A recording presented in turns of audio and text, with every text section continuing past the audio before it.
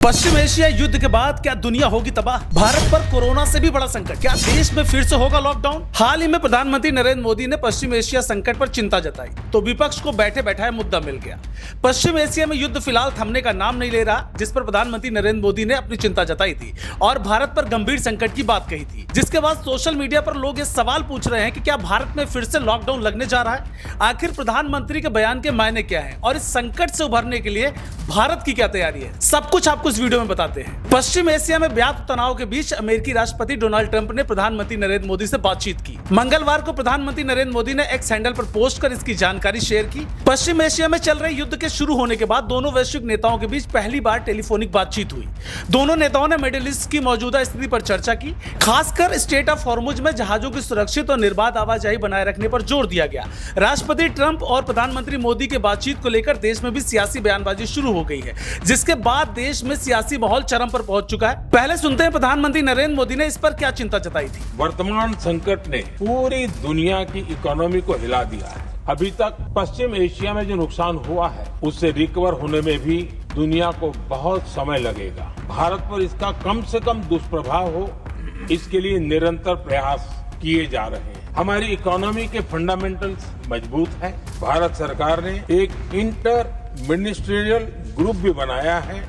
ये ग्रुप नियमित मिलता है और हमारे इंपोर्ट एक्सपोर्ट में आने वाली हर दिक्कत का आकलन करता है और ये ग्रुप आवश्यक समाधान पर भी निरंतर काम करता रहा है। जैसे कोरोना के समय में अलग अलग सेक्टर्स की चुनौतियों से निपटने के लिए एक्सपर्ट्स और ऑफिसर्स के एम्पावर्ड ग्रुप्स बने थे, वैसे ही कल ही ऐसे 7 नए एम्पावर्ड ग्रुप्स का भी गठन किया गया है। ये group supply chain, petrol diesel, fertiliser, gas, महंगाई ऐसे विषयों पर त्वरित और दूरगामी रणनीति के तहत कार्रवाई करने का काम करेंगे। अब सवाल यह है कि क्या भारत में एक बार फिर से लॉकडाउन जैसे हालात होने जा रहे हैं? तो मीडिया रिपोर्ट्स के अनुसार भारत में फिलहाल अभी लॉकडाउन जैसे हालात नहीं है।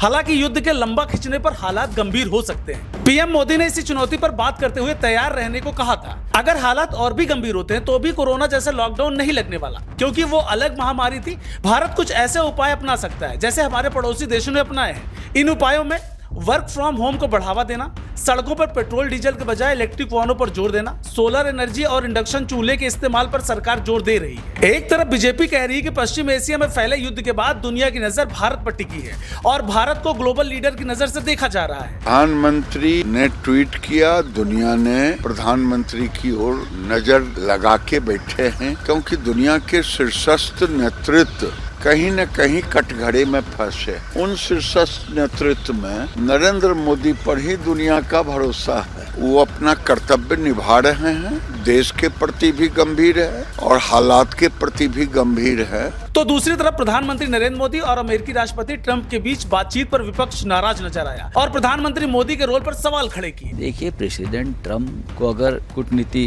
पता होती तो युद्ध नहीं करते। अमेरिका युद्ध हार रहा है, ये सामने आया है, तब ट्रंप की भागम भाग चल रही है। पश्चिम एशिया में ईरान, इजराइल और अमेरिका के बीच पिछले 25 दिनों से जंग जारी है। ईरान की तरफ से स्ट्रेट ऑफ हॉर्मुज में जहाजों को रोके जाने से दुनिया के तमाम देशों में इसका असर भी देखने को मिल रहा है।